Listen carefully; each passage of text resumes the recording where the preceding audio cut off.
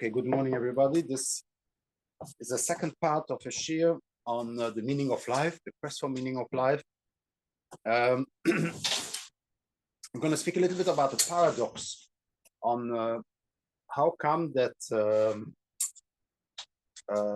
meaning, the quest for meaning that is increased in the world has not led to people coming to religion, but in contrary, even leaving religion. So normally you would assume that religion is the best answer to meaning of life because it gives all the answers, and still we see that people are leaving religion. And so the question is how to explain that, and I will try to explain that with a model, a framework that Rav Kook introduced, and I will try to give it according to that framework. But before that, just as a summary of the previous year, I spoke about the element of why this question was starting to be asked. So I said that the question mainly was asked by the first Greek philosophers, that they started to elaborate the question of meaning of life. And we said, why did the Greek philosophers ask that question? Why don't we see it before that? Why doesn't the Torah really give us this type of questions with answers? And so we came with a theory that the idea was that at the time when the Greek philosophers started is also the time of the Churban Bayis Rishon, which coincides exactly on Thales. Thales was the philosopher. The first philosopher was Thales. He was born he was maybe 20 years, according to Wikipedia. It was 20 years when the Churban Bayis occurred, Churban Bayis Rishon, for the first Churban. And so the idea behind that is that after the Churban Bayis, there is the Hashkucha Protis, as we can see it, that we can feel, actually disappear. And suddenly people could have the shul and switch off the light on Shabbos, and nothing would happen to them generally. And today also statistically very hard to find a correlation between religious people and non-religious people in terms of life quality or in terms of long life or health. Maybe there is, but in any case, it's not very strong. Okay, we all, but we all have problems. So there is this darkness that happens, and I explained to you that this darkness went from the time of the Churban till the last of the Nevi'im. So the Nevi'im, the advantage of the Nevi'im is they gave us still kind of an answer to the meaning of life. They could have given us an answer to that, but when the Nevi'im stopped, this is when the Anshe Knesset Agdoila stopped. From that moment on, we were in a full darkness. And I explained you this full darkness can be seen as a negative point, but it can also be seen as a positive point. As I explained you, the darkness has also the advantage is that we suddenly have a full bechira. So we have free will. The free will really started, completely a free will, started from the moment that the Nevi'im stopped. And so that we are all religious Jews because of our own choice. So it's not because if I do something, I will be punished. No, there's a purely a free choice to become religious and to stay religious and to follow the word of Hashem, of the Creator. I brought you about 7 proofs for that theory. Of course, the fact that in the Torah is written, and that Hashem looks after us. So if we live today, you don't really see it unless you ask to a Rov, and the Rov will tell us why this happens and why this happens, but they are not Nevi'im, so we don't know. And we don't explain you. There must have been a period at which this happened, that when people did good, then things happened good, and when people did bad, things happened bad. So otherwise, this posuk is not relevant. I explained that this started off also only for Moshe Rabbeinu.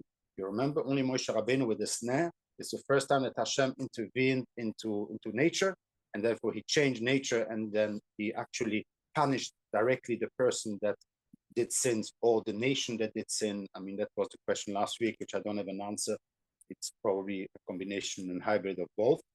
That's Moshe Rabbeinu. That's where the snare, as Ibn Ezra explained, it is the first time that Hashem interferes into nature. He changes nature. He overtakes nature, and he can stop nature and replace it with something else. That's the first time is Moshe Rabbeinu with the snare, and therefore Moshe Rabbeinu suddenly asked the question, Tzadik Baralo, and not Avraham, not Yitzchak. It was Moshe Rabbeinu that is the first to ask the question, how come the Tzadik Baralo and Rosh V'Toivloi?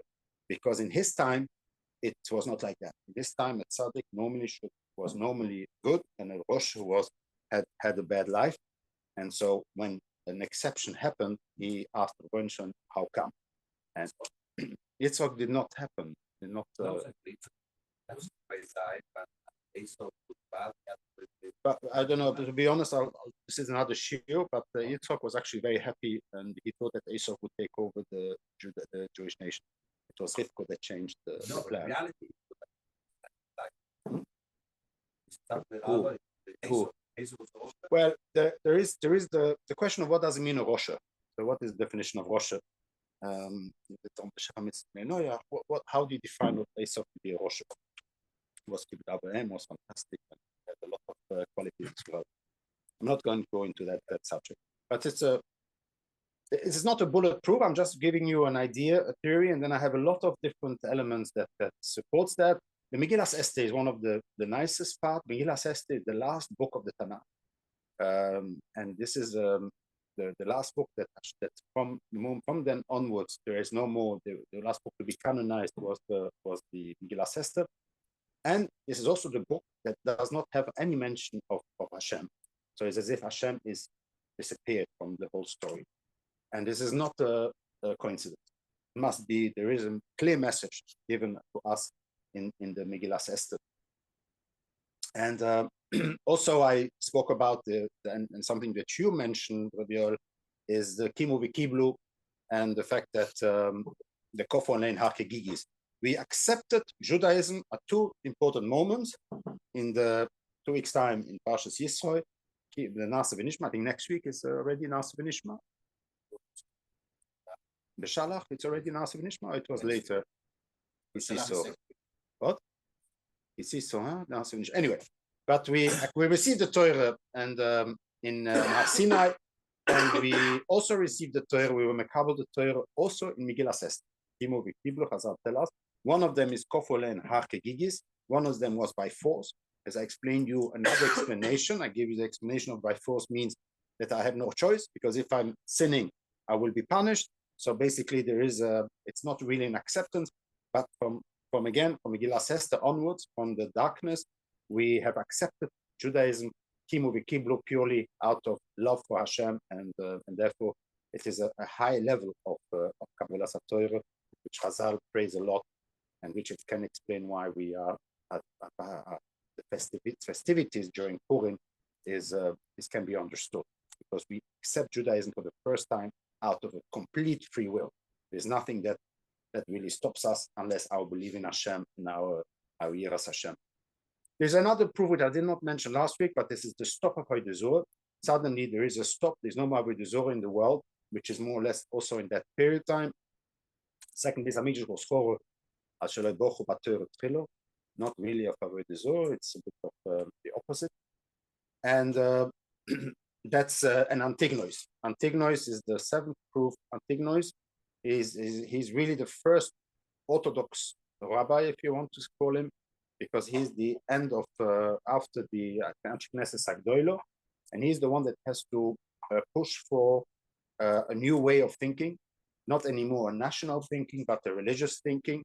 And he's the one that actually says to us, indeed, what is his first drosha when he was when he became the Rov. He says, Al tiu kavodim amshamshem mesorav amanos v'kabel pas. Don't be anymore expecting to receive something good, but serve God without the expectations of receiving something good. And so therefore he understood that this is a new era that started off, and therefore we need to now live Judaism out of fear, out of Yiras Hashem. Fear is the wrong word, it's awe. A-W-E, it's not fear of Hashem. We don't have to fear. On the contrary, the Mekubolim says that if you fear the punishment, you don't fear Hashem, but you fear the punishment, you fear the Sotan.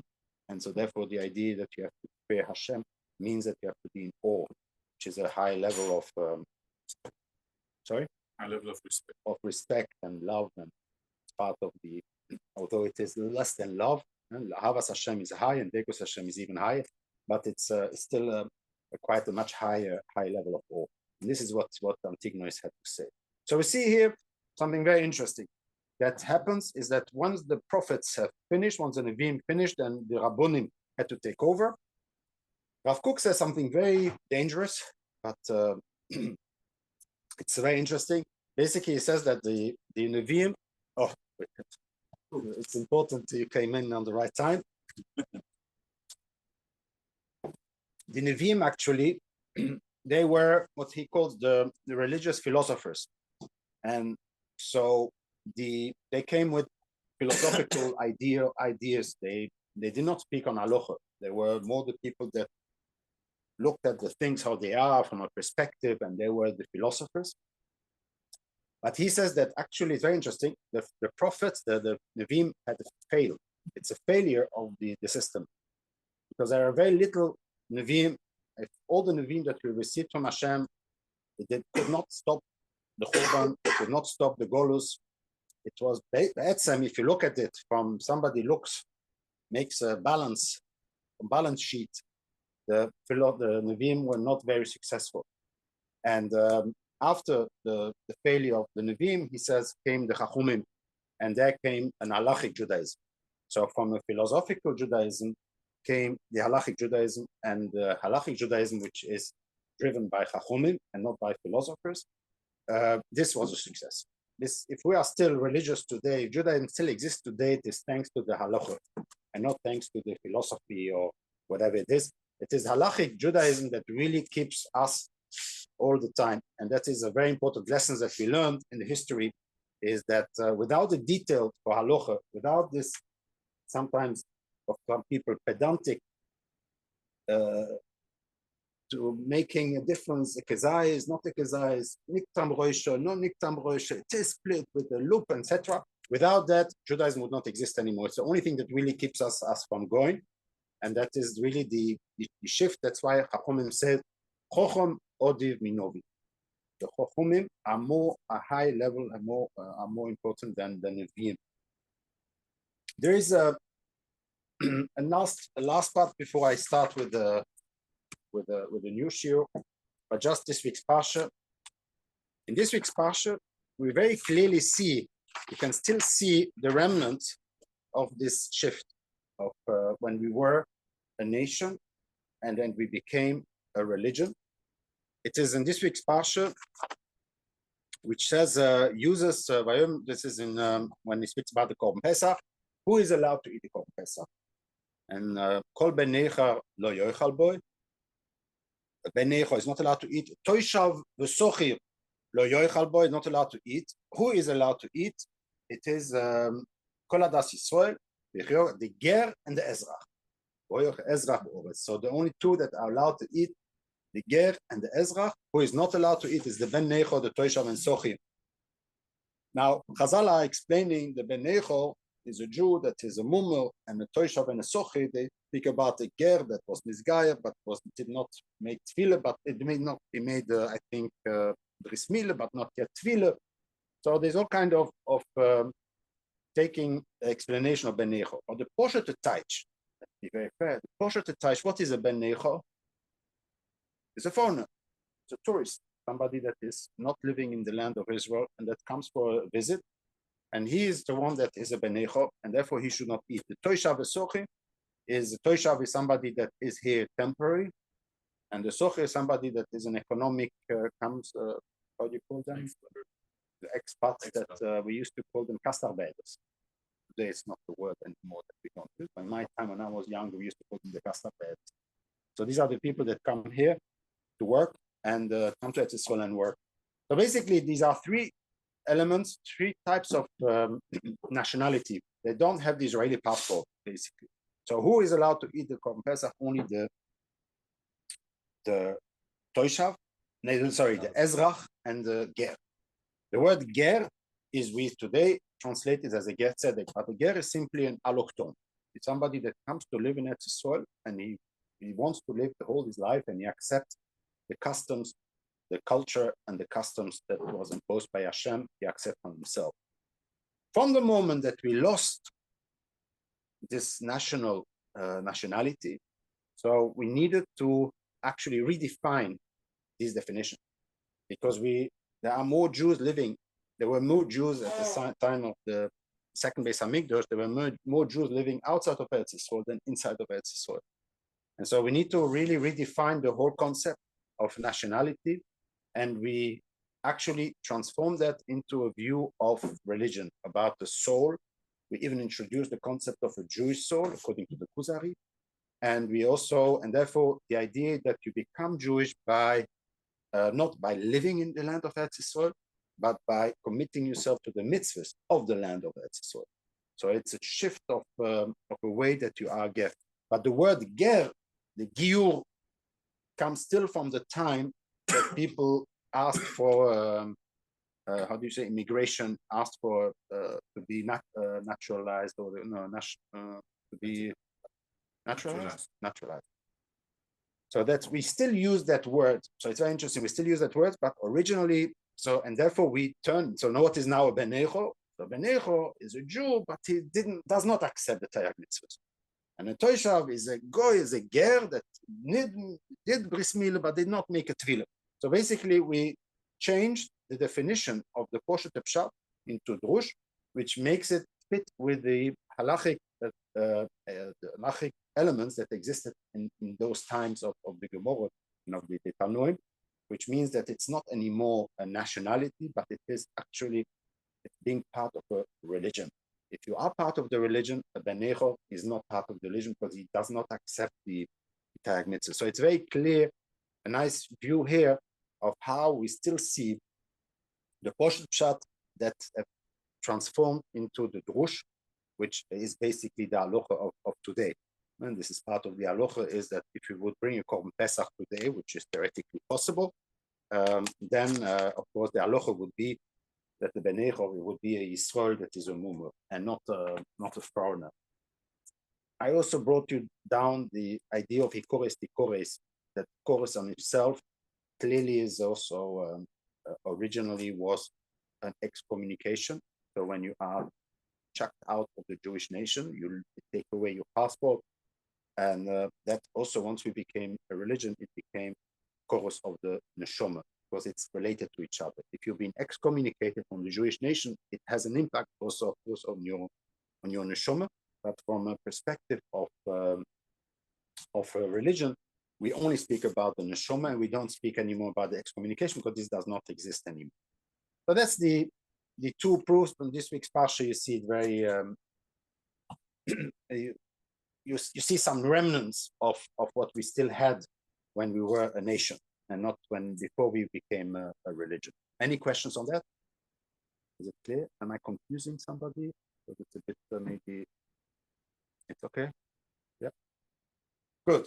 So the next subject is, what about the meaning of life? We said that this is a question that I think today is more than ever people ask themselves this question, and some say yes, because there is secularism, so they don't have any religion, and so therefore they ask themselves the question. But strangely enough, they don't then turn to religion. Why don't they turn to religion? They find meaning in other things. And so I would like to give a little bit of an explanation based on Rav Kook. Maybe that's exactly what Rav Kook says, I don't know, but in any case, I'm using his ideas. And also, just to be complete, I had a whole discussion yesterday with Omer Schneider, and I worked out with him with some post-its, and we're in the middle of work on trying to figure out, and a lot of things which I'm going to say has been influenced by Omer's input as well. Just to be complete, Omer Schneider, you know the one that plays piano? Yes. Yeah, he's somebody that from Eretz.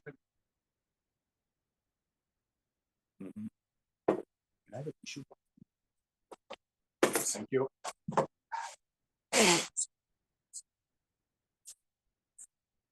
So Rav Kook, he says that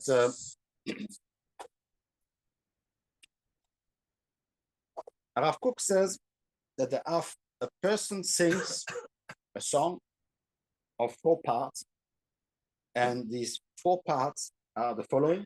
And this is, I put it down in a bit bigger letters. So you have the individual level, so about me and myself, development of myself, finding myself, etc. So there's always the individual level. Then there is the national level. It's about me part of a nation or community, if you want, but it is the nation that plays a role. And then it is me as part of humanism, about me as a human being, which is the part of the globalization, internalization. We'll come to that. And then there is me as part of the creation, of the whole creation of I'm part of nature.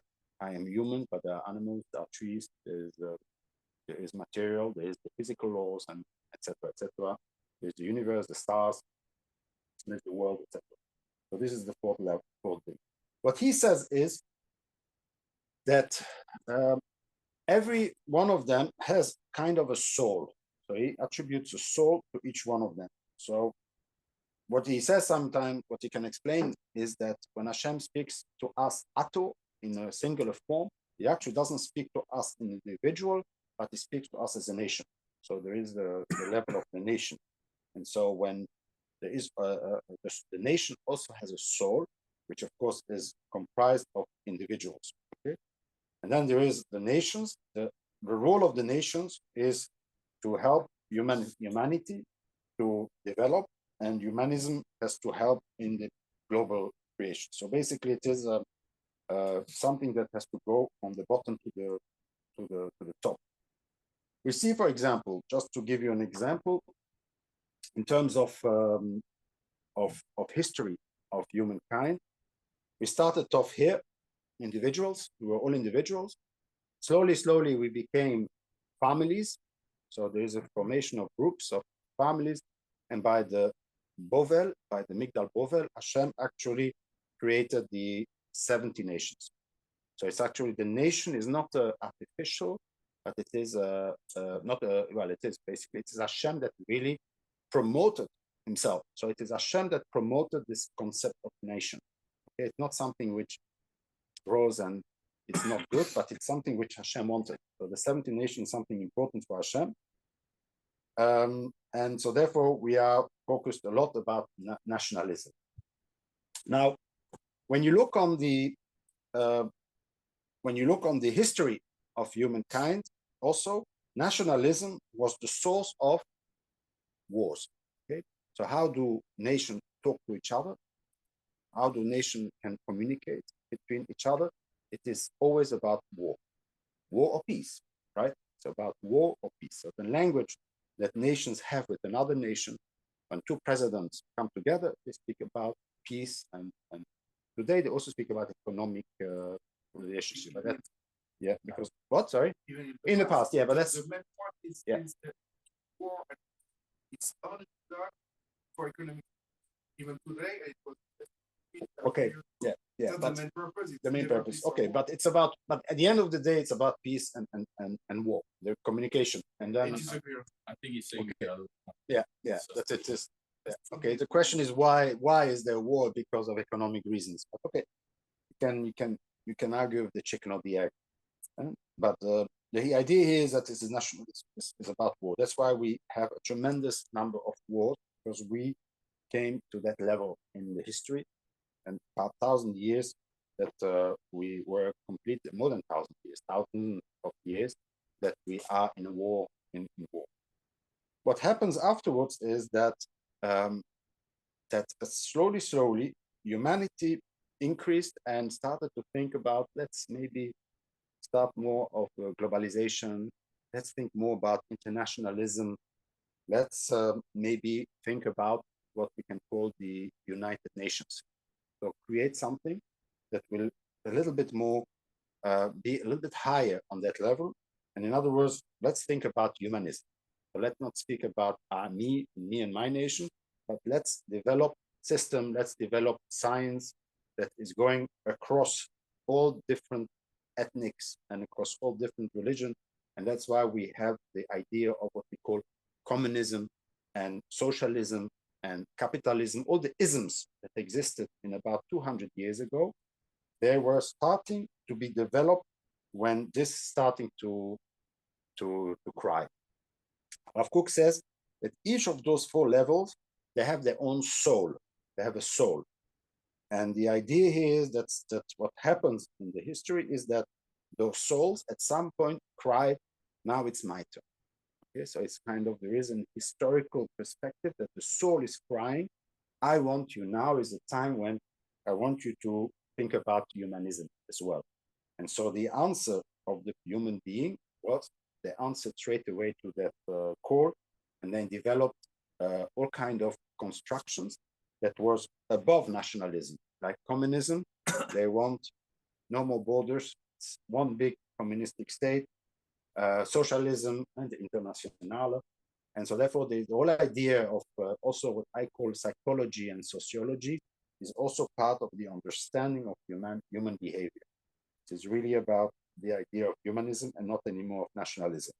But this was a very important element that existed in about 200 years ago.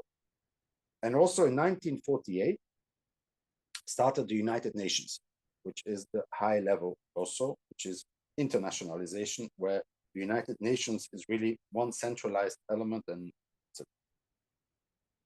what is very interesting, and I will repeat it, but it's very interesting, is that this level lasted till about 30 years ago.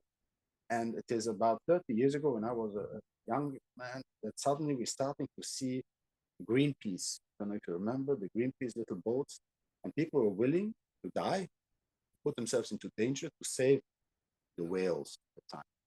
So they went with little boats next to the big ship, the Japanese ship that tried to hunt the whales, and they were willing to die. They were willing to die for the sake of saving a few whales. So that was Greenpeace at the time. And what you see here is suddenly an awakening of what we can call everything that has to do with creation, everything that has to do with the animals, with the trees, etc. And suddenly the ecology, the whole element of ecology started in the last, I don't know, I'm not a historian, but 30 years. And it even became so quick at this type of level that today the global warming is like a cry. It became that people are, the idea of ecology is not anymore an ideal, but it became a religion. Okay, there is a cry, people becoming even depressed, etc., which base themselves on here. So what you can see is that there is a very slow movement. So individuality lasted till the Migdal Bove. Then came the nationalism. Nationalism lasted for a few thousand years. And then at the end, about 200 years ago, came the internationalism, came the globalization, claim all the isms in order to break all the nations. So they try to stop with the borders, because borders, they create wars and they create inequity and inequality. And so therefore the whole idea of communism started, beautiful ideology, but which of course doesn't work. But in any case, so this is the beginning of what we can call humanism.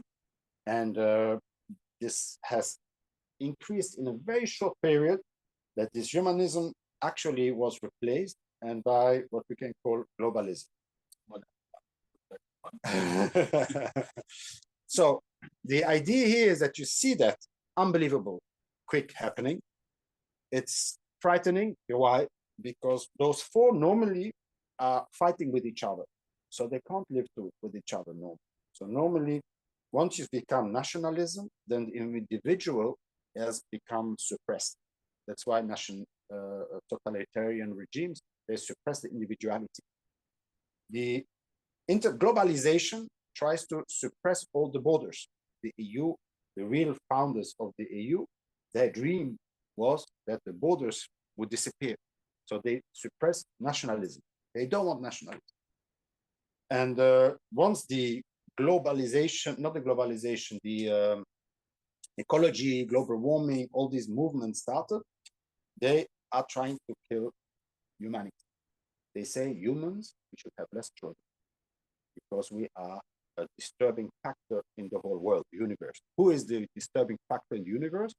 Who is at fault of these tragedies and the big problems? It is the humans, not the Jew. Amongst the humans is the Jew. Yeah, exactly. Yeah. But who is it is humans. And so therefore they are all fighting with each other. And it's a tension that exists between those four different elements. So the positive point, I don't know, you asked the question, what happens afterwards? The only thing that I see, and I think that I don't know if others see this as well, but is that this is a clear sign that there is a Mashiach coming. Because it means, in other words, that we have finally, and I will come to that we have finally understood that we were too much busy here. And the idea here is the critique that people have on, that Rav Kook has on religion, is that religion focuses on this. You don't agree? Fabiola. On almost every. You did not agree. No, which society, yeah. That's what. Yeah, you're right. You're right. It is the Western world. Yeah. That's the circle of the Western world. Yeah. Because of that, it takes the black world, the Arab world, the Asian world. Let's have the debate. Let's have the debate. I'm open to that because I know what you're talking about, and let's have a debate after. But let me continue. I didn't say this. Yeah, but no, you're right. I asked you the question. I asked you the question as well. So there is what was I saying? Mashiach. Rav Kook explains that we need to develop those four different levels. They all have their own soul, their own neshama, and they are crying, please redeem me, please discover me, please reveal me to the world. The problem is, according to Rav Kook, is that we are too much focused on here. So religion has been focusing on here. And so from the moment that human beings got nationalistic, religion has failed in following the same focus. So, for example, Christianity, they know it, they have a problem because Christianity does not normally accept nations. They are a universal religion. And so therefore the nation on itself is not really something which is currency in their religion.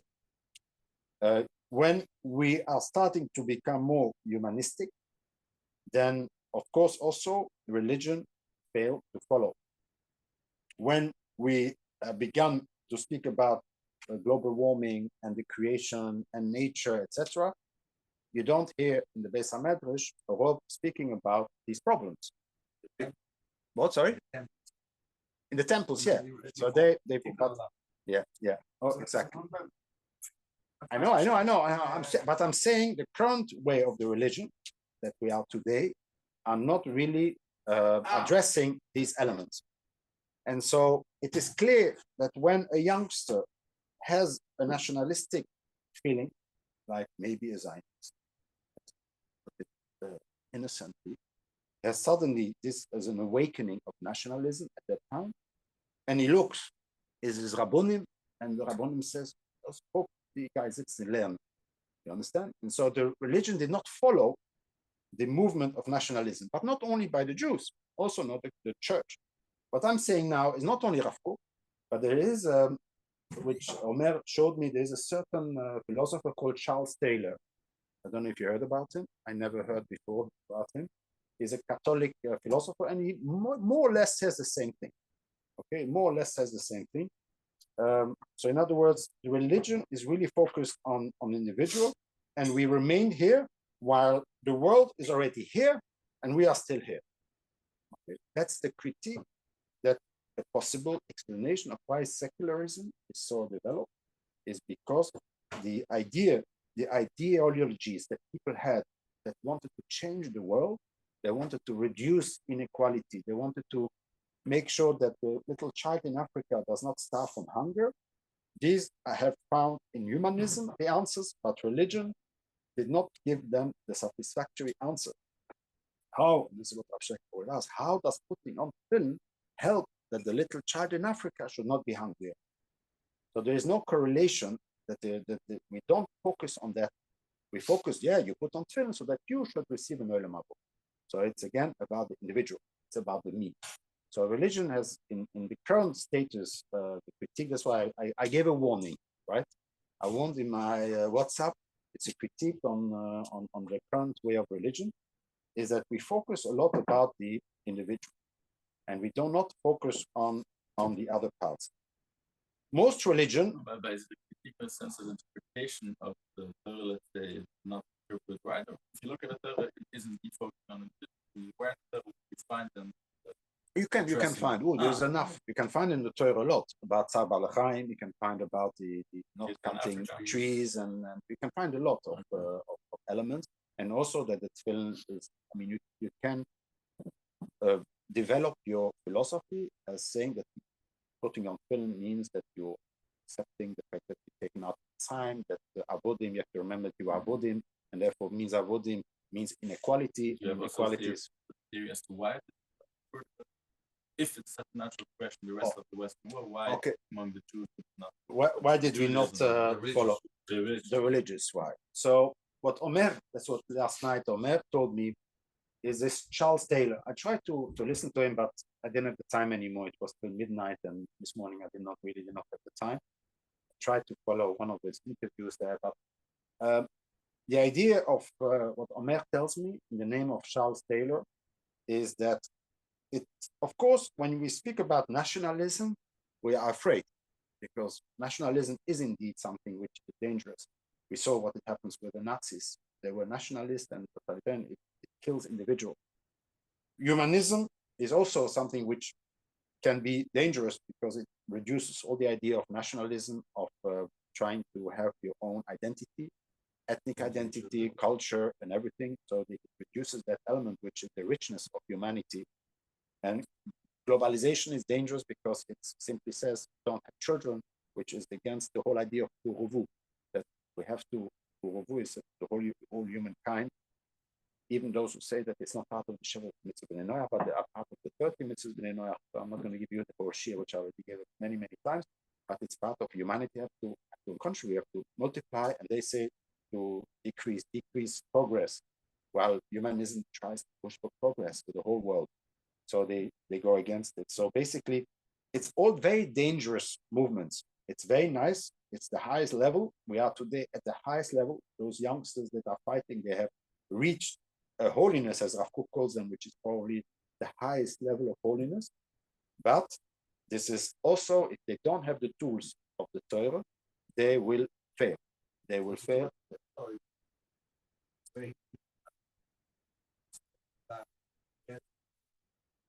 Besides that, I'm saying the same thing is what every house, because they currency for free and so on. But the do yourself, the work yourself, they don't. So exactly. I don't see why they should fail that. It did not fail. No, so why should it go along? Because no, but the idea, but capturing the idea that the world is ready. The failure of religion is that we did not listen to the fact that suddenly this happens, and so we have to capture that idea, and we have to develop it and wait.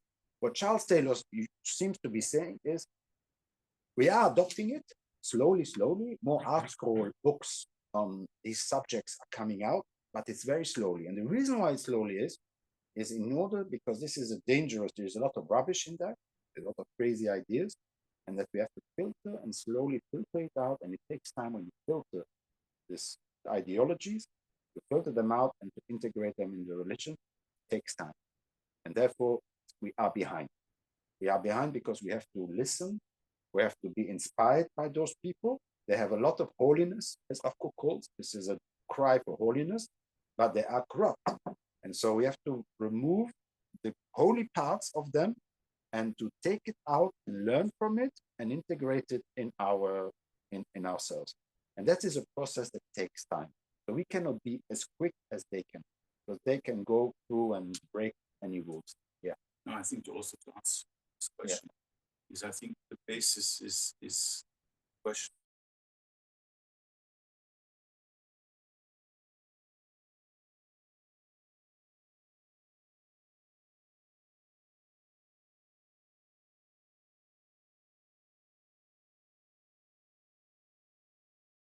schools. So I already spoke about that. You have two schools. You have the school who says that the purpose of Judaism is here, and you have another school where the purpose of the world is tikkun.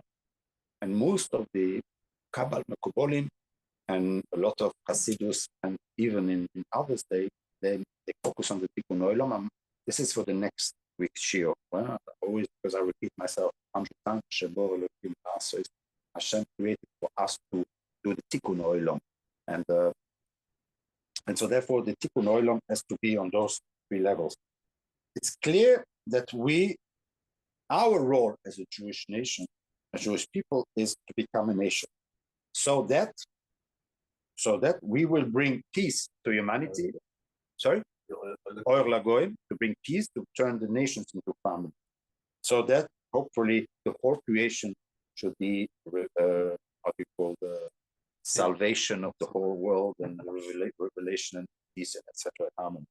So we Jewish, we have to stop there, theory, yeah, but we don't even go there. We stay here. Not only don't we go there and we stay here, according to Rav Kook, we fail as well. And that's why it's a bit of a negative shiur today. Because individuality, according to Rav Kook, means that we are all different, we are all unique, and we all have something ourselves to bring to the world. And he says that religion today, Haredi religion today, is conformity, is everybody uniform. We love uniformity. Ish echad belev echad. We are focused on that. Everybody should wear a white shirt and a rectal and a hat. Should govern the same thing. Should learn the same thing in the same way as in Ponevezh. Not to try to. We have a different type of thinking because your neshama tells you, and he says this is simply, I would say, criminal, because you are destroying the self, the individual of the person. The individual has to reveal his own neshama. If he likes Haggadah, or he likes philosophy, or he likes even science, then there's nothing wrong with that. He should go in where he says he should go and study science, because if the neshama, it means that he's on that level. If he likes science, if somebody likes, is a Zionist and he loves the Jewish nation, his neshama is on that level. So each of the people have their own neshama, and what we do is, and some of them individual are really understanding myself, and I want to understand. They are very busy with Buddhism kind of thoughts and meditation and digging deep into my own self. This is people who are on the individual level. But the Torah, the current religion does not allow you. The current religion suppresses your individuality. And this is a big critique that he has, and that the system that we have today does not even give. Even if we are here ready, but we do not give to the individual to develop its own individuality, and we suppress it in order to be conformed. He calls Jewish education indoctrination. So it's not even education. Education should be to each one of you, you have your own individuality. Education should help you in the development of your own individuality. And this is something which is missing today. And it has become a problem of the last few hundred years, but specifically now, where there is such a big cry for higher level of revealing soul of those different levels, and we are still busy here. And even here, we are suppressing it, and we are not letting the people to be themselves and to be their own individuality. So, in other words, it's a tremendous critique on religion, the way that we see today, religiosity. But slowly, and this is, I follow a little bit what Charles Taylor, unfortunately, I have to follow because I don't have anybody else, that it's a religion will grow, but it's true that religion has to be careful not to take those Greta, whatever her name is, Thunberg, not to take her as a prophet, and etc. So we have to take it, but it takes time, because it's not easy questions. What do you do with globalization? What do you do with global warming? What do you do with nationalism? It's a valid questions, but we have to ask that question, and we have to turn it into something. And it's happening, but it happens very slowly. And it's not necessarily a lack of motivation, but it is simply a process that takes time in order for. And he's talking about Christianity. Yeah, but I think he speaks about all the religion. I think it's generic religion. Not talking about Christianity is all. they have the same problem. We have one thing that they don't have is nationalism. They don't have nationalism. Right? Christians, they believe in the whole world to become Christian. So Islam also believes in the whole world should become one big nation of Islam, a caliphate.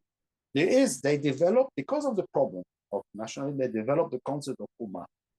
So there is such a concept, philosophical concept of the ummah, which will enable also some nations to exist and have their own culture. Ummah, the Islam, Islam also, they have this. But so basically, that's the idea behind it I wanted to give today. So, any questions? So just an observation. So in fact, Taylor is a bit contrarian. What we see the developments like this on the chart. Like this moves. The latest moves are going much quicker. Here we go very quickly. Where Taylor says that eventually, slowly. So religion will. It's a bit. No, it's unfortunate. It's an unfortunate situation. That's why we are in a secular world. It's because religion does not evolve as quick as possible, and it cannot evolve as quick as possible as the world, because the world does not have no rules, and so it can go very, very quickly to that level. If people can say here, we believe that people should not have children, and what's it called? Corona is actually something which is very good because it's like the nature's taking revenge, correction, eliminating the. So it's basically people can say that and not being stoned anymore because people can say whatever they want. The woke, everything, it's weird. There's no more, and this is history. Yeah, you are not even gender-wise. You are not more. No, we don't even gender. Yeah. There's no more gender. We are. Yeah. Anyways, it's a very anti-humanistic. So these two things seems to be going together, but actually they are fighting. If there is a fighting there, those two are fighting even harder than the others. And so you see a very big tension. So basically, this is a beautiful world that we are in. Basically, we are a world where people are fighting for nature and for the world. There's so many nature, and there are some people. I know people that love to watch these Earth, Ecolo, those programs. See, they get so much energy, as much more from Rashi choices, unfortunately. But you see that. So these are people that are on this level, according to what Cook would say. These are people that have a higher. The neshama is kind of higher. They are being called to that level, and so people are individually bound. Sometimes it's because of education. Sometimes we don't know. It's difficult today to know if you are here because you are here or you are here because you've been pushed to be there. But it's clear that you have different categories, and each category has to define and has to reveal himself and has to work on that. And together we create one big universe. This will bring the tshuva means that we are correcting and bringing back all these different levels to the level that is required from Hashem, the tikkun olam, that we are going to make a tikkun olam that is really on the 4 levels. And this tikkun olam is never going to stop. That's the whole idea. That's why because they are contradicting each other. So you will always, whenever you're going to be too much good on this one, then you're going to. So this is a continuous tikkun olam. It's also part of Rav Kook, but it's for next week. The tikkun olam is not something that will come eventually to perfection. Perfection will never be attained. You will always have an improvement. Perfection means that there's still potential to improve. We're stuck at one, and even one is bad. What? Sorry? If we're stuck at one, even one is not good. Yeah, we still have a long way to go. But it's a little bit the idea of. So we are all born with a meaning of life. So just the basic question of what is the meaning of life, I think that all depends on which of the 4 different levels you are. And maybe you can change also in your life, I don't know. But theoretically, this is part of your neshama. You're born with a very high on this and very low on that, or you can probably also change in your lifetime. Things can change, I don't know, but this is part of the psychology maybe. But it's all part of our neshama.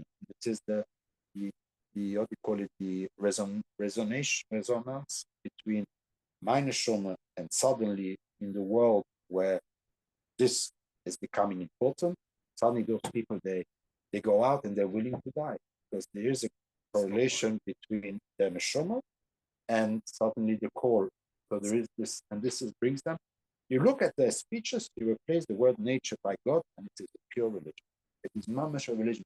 I remember when I gave the share already a year ago, or more in the summer, I remember that when I looked at the text, it really, you replace the word nature by God, it's pure religion. Because they understood that this, and religion did not answer them, the call. The religion is still here. And as I said, even here, they are not properly positioned now today. And it has to evolve more and more, which is doing more and more. Sforim are pushing Rav Kook's views of individuality. I saw beautiful books. What do you mean? The nature. So maybe if you want, I can give a lecture on Tu B'Shvat, but more on halachic. Yeah, that's a message. You saw more and more Sforim that are really trying to push for the individuality. They realize that cannot.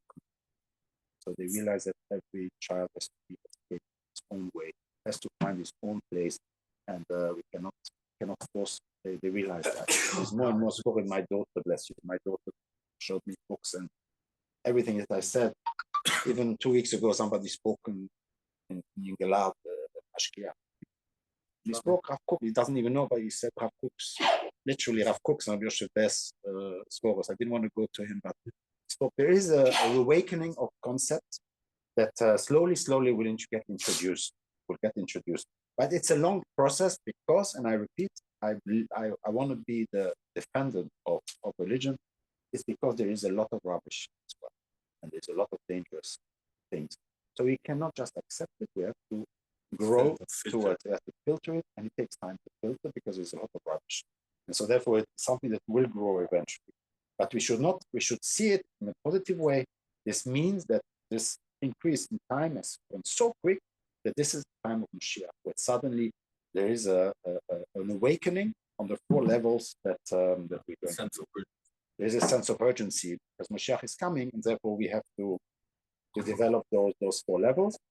So what I try to do with Omer, I'm only halfway, but if this is all the different purpose of life, so I had a whole list of 20 purpose of lives and even more, and you see that on the individual level, all the postages were, let's say, so there's very little on here, but I still have some to do, which will go in as well, yeah. But this is a very difficult exercise. It's how our Chazal, by giving us different purposes, can we position it in those 4 different categories. And that is, I would like to get next week, to give a bit of information based on those 4 categories. And that each one of us that feels I am more nationalist, or I am more a humanist, or I am more a creationist, whatever you want to call it, ecologist, will find, can take out and feel happy with the Torah. Just to understand, does Rav Kook tribute any value to any of the systems? Like they are all equal, or one is higher than the other? Because before you said he's on a higher level, you said on the number one is on. No, I don't know. Maybe ouais, oh là là. Ouh là là. Un mot.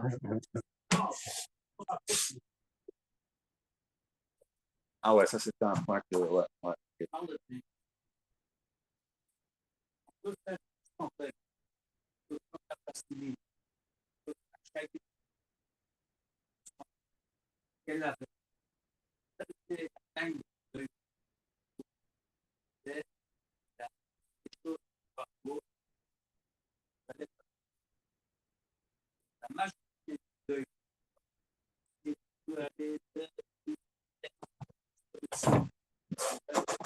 D'accord avec ça.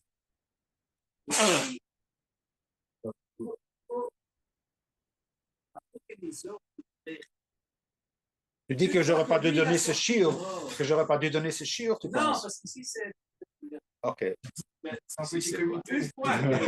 fois que lui l'a sorti dehors, je devais le critiquer. parce que c'est parfait pour la masse. La masse est sous capot. C'est-à-dire, si une part qui bien, ce que je fais, une tasse, après, le cheuil est en couleur. Or, il est revenu. Ça ne fait rien, cheuil. Il part, il revient. Ça veut dire qu'il y a la couche dans plein des idées. Ce qu'il n'y avait pas avant.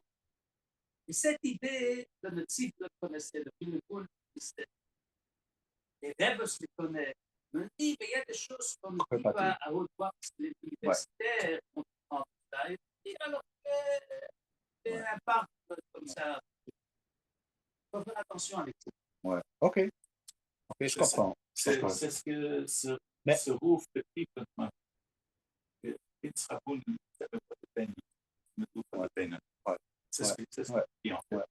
The only point I want to make is that I believe that it's time to start speaking and opening up about that, because I feel that there is a tremendous pressure on us, that we are not following, that we are staying behind, and we have the feeling that we're staying behind. A lot of youngsters are feeling that we are behind.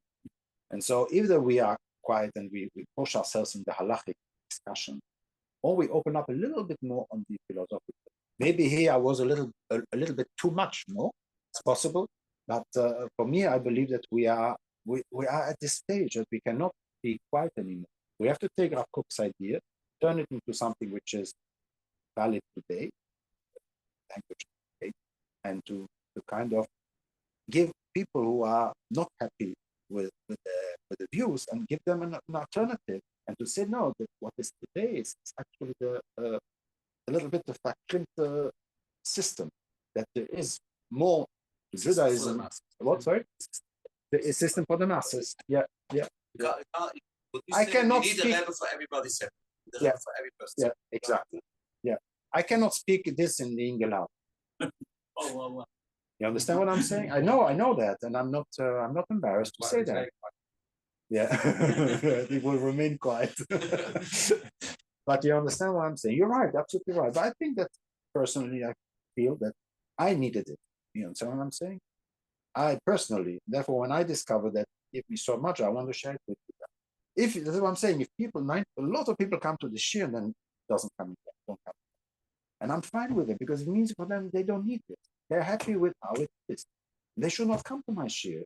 I want to be a shir of maximum 10% of people. That's what I'm looking for. 90% are happy with what they have. They don't need me. What, sorry? You can come, yeah, don't worry. That's why always go by bike. What? Top level, you go by bike. But the interesting thing is that Rav Kook, when Rav Kook lived, the fourth level did not exist yet. No, that's interesting. That Rav Kook's time, there was not a fourth level. Yeah. That this is kind of a new use, maybe. Yeah. You can look at it. I also heard this morning about exactly that. That in his time, this was more about communism and socialism. Before did not even exist. Nobody spoke about that, and then suddenly. History.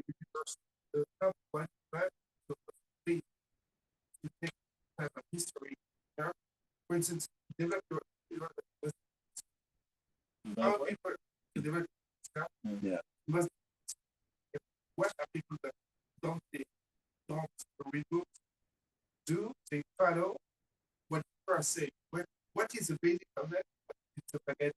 Basically, the word. Yeah. So, the trees. That's the basics. It's not the highest part. It's the medium part. Then you have. For me, it's a step. It's totally opposite. You see it like that, and I like it. I like it. Yeah. I like it. So you have this. You don't have to say. Then you have. You have the nationalist. Yeah. Others, the humanist, they say the nationalist. You have leaders that will speak for you. It's question with the motherland. What is the motherland? Not follow. It's the following stuff. Then you can have ideas like humanism, that's basic nationalism, what people today soft power. The soft power of nationalism is humanism. What is socialism? It's a way for the Russia to get the whole world with an idea, with an ideology. That's today because it's soft power. For instance, people love Japan. Yeah. My generation, they love Japan. What is Japan? It's a racist, anti-Semitic. They love all people like in China and so on. Why they love it? Because they have, Sushi. not because we had manga and sushi, because of manga. When I was a kid on TV, you had all those mangas, and today it's the same people. And I'm sorry for me, surely because it's my generation. They're saying, yeah, we're so nationalist, racist. I'm throwing up when I see my friend doing this and that. Now I'm going to Japan. It's so pleasuring. Guys, they are 10 times worse than you. And they say, yeah, I know if I have problems, I have to put for tribunal, I will lose because I'm not Japanese. I just, that's the soft power. That's what humanity. Yeah. It's a bullshit. For me, that's what it is. Okay. Then on top of it, then you have individuality that's very good.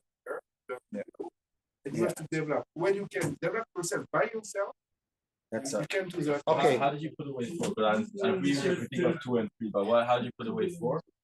That it's like the lowest. Which one? This because this is people used to that's what we call paganism. What is the paganism religion?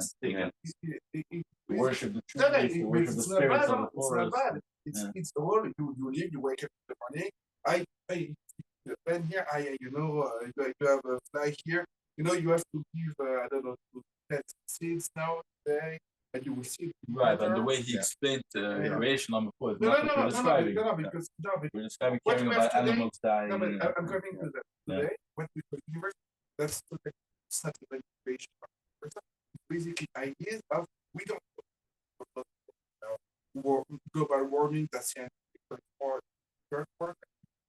But the fourth part is no one knows. I want to have my first my thoughts. I can tell you I can make yeah, this, or I can just tell you, you know what? If you go to a restaurant, you will destroy the world. And people can look at your we choose first. Okay? We're not allowed to choose that. That's when the since destruction of the never give up. We say we don't say it. We just continue, but theory will make it available when we have children. So that's a fact. So that's a universe point. It's in the core if you want. But so yeah, but that's not the ideal. Well, look, what you are arguing is the order, the sequence. That's what you're arguing. Also, Which, universe, it's very complicated because you yeah. can say whatever you want. But I was reading the Rambam Shabbos, and he was saying, I was shocked that he goes me to understand. So he explained the figure of human like that, and then he brings the idea. In the world, people are saying it's only bad and good stuff. I think totally wrong, bad. Hashem is only doing good. And what is wrong is because you remove something from it. And you are nothing, you just point to the universe, nothing to have an impact. That's your point 4. What I said this week, that's why don't complain, don't start because you're gonna touch that anyway you are nothing. Yeah. Which is more. You mentioned all of this only applies to the West. Yeah. That's a different idea. It's the idea because you have and actually then you go more in this. So you start you all starts structure. You have some individuals. Then I go in your direction. You have some individuals that will be action. Then you go to action. So you have some ideas to bring it about you on a certain land. That's a principle. Whereas the Jewish people don't exception. In general, you have a land. People, those individuals have different culture. This culture is what that's specific. Culture you call humanist. Of course. What is social? It's a culture of the Russian. Yeah, but Empire. it's to remove the borders. They want to remove the borders. Culture is national. Yeah. No, that's what soft power. Humanity is a soft power. Okay. How do I attack without going with army? Yeah. Soft power. I take my ideology of my country. You take socialism to bring it to Asia. Doesn't mean anything. Okay, but you agree that historically this is the right order historically in Europe for the Western world. Not only for Western world, but the idea of culture. Yeah. That, and then when you go to what you call universe, for me, it's when everything is starting to destroy it. To the end of the decadence. That's a decadence phase. Has no sense. That's exactly where we are. What the people are saying on TV, all what was developed in the 17th century, the French history, everything it's bad, everything is wrong, we should destroy everything. Yeah. And that's the decadence. And that's exactly what we call universal. They say, oh, when that was the Yeah. it's nothing and we need to destroy. Let's really agree to disagree, and yeah, let's agree to disagree, because the idea here is the idea is to try to give a framework. That's the truth. I'm trying to give a framework so that I can develop my thing. And since history is going like that, and my opinion, not what I posted, is that humanity is improving. There's a tikkun olam, and so it means that going there is a tikkun and not a decadence. I understood. So that's why I see it as a positive, and not only me. Rav Kook also calls it the fourth level. I didn't agree. No, I know. So no. So basically, I am seeing it as a tikkun olam, and therefore I see the fourth level as something better than the third level. You can disagree, and I'm open in contrary, only by disagreeing that we will. You know the ones that it's not an attack against you. No, I know. It's basically the Nazis ideology. It's exactly what it's that. It's the power to. What is the power to the young people? It's exactly what it's that. The world is going better and better. So the guys of 20 years old are much better than 30 years old. That's end to it. That's by definition end to it. I don't think that's I know it's really close to us. It's really close to Skype, but you're on the verge, on the top of a mountain. You are here. One side you become a Nazi, or not only a Nazi, but just for the. I understand what you're saying. It's a dangerous view. It allows the deck much easier because all is bad and new is good. No, because why I would not go to my father and tell him this? We have to do that for instance. Why I don't tell him? Sorry, Papa, but you were born in the 50s. I'm born in the 80s. I know much better than you. Computers, all the biology. So no, but you're joking. In fact, but the idea behind that, the idea which I found from Rav Dessler as well. I will just go because you're asking the idea, and I saw it in a Chabad Sefer, and when I was 2 years ago, the idea is that we are on the shoulders of the previous generation. So it is my father has built so much in his that compared that we are just building upon them, and that's why we need to respect them. It's true that we are already higher than what they were, but when we look at what they achieved from where they're coming to where we are, and then what we are, etc., and so therefore that's how we can explain the idea why one of the Chabad forum there asked, maybe it's about Rebbe, I don't know who it was, but that how come that Mashiach will come today when the time they did not deserve, but we will deserve Mashiach. And so he explains, because we are building further. In other words, we are on the shoulders of the previous one. And this also Rav Dessler also explains it. And so therefore you can explain it. You can explain it. Well, you can say I'm sure that you are better. No, but I continue with what they left us. And so I am, and I bring the world to a next level. Yeah, but so that's why I am. This is a disagreement that I have. The difference of is it's not going against what I don't think it's a no, because you can say we are better because there is a change. History that. I'm following what. To be coming to them doesn't mean that I'm better. I'm following that. No, no. That's why I'm also saying we're not better, but I'm based. Hopefully, we are building based on what the previous generation have gone. If he brings them here, the only reason he can go here is because he came here from here. Yeah, exactly. So that's the whole point. People doubt. I agree. I agree. You can say I'm here today because of 4,000. And you can say, but my understanding of the China and the world is less good than my father. I'm at a certain point, I'm the product of 4,000 years. But when I have to see what I have to see forward, that presents what is the most important world? I disagree. I'll disagree with you for two reasons. I'll give you a proof for two reasons. First of all, even the Chazon Ish says that Zionism, for example, because it's too early. In other words, we cannot know. We have to wait. In other words, people who wait, the people that are born later, they can see things which the people that were in the middle cannot see. In other words, there is some advantages of having more history and being able to look more back. That's the first point. And the second point is, it's clear that the Rambam was 25 years old, did not know as much as the Rambam when he was 55.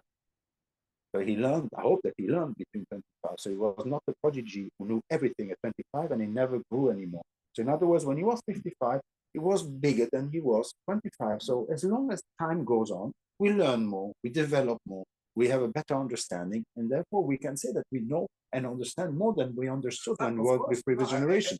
So it's not no, but I understand, because it's in our traditional way. We're saying no, we know less than our than the Chassam Sofer. I'm sorry. So I correct. No. What I mean by the knowledge. Yeah. So, like in physics. Yeah. That you what you can do.